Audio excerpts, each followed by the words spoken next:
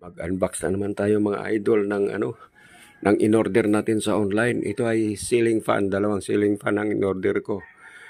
Meron 10 inches itong in-order ko kasi meron naman mapagpipilian.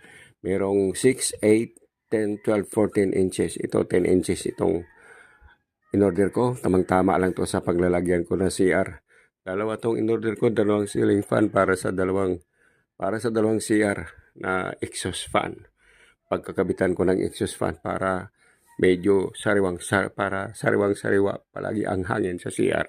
Titingnan natin mga idol kung kumpleto ba, kung wala bang mga damage. Yun lang naman ang importante pag nag-unbox tayo. Titingnan natin kung kumpleto yung natanggap natin at saka walang mga damage. Kasi kung may damage, pwede natin maibalik agad. Kaya kailangan, ito ang sinasabi ko na napaka-importante ng video pag nag-unbox tayo ng order natin sa online. Ito na. Ito, tinitingnan ni, tinitingnan ni Foreman. Yan, kompleto. Ang unang binuksan, kompleto. Ayos na ayos. Ito na naman ang pangalawa. Titingnan na naman natin ang pangalawa kung kompleto ba. Ito. Tinitingnan na ni Busing. Ito, isa. Ayos na ayos. Yun. Tinitingnan kung may damage ba o wala. At wala naman. Yun, kompleto. Kompleto. Ayos na ayos.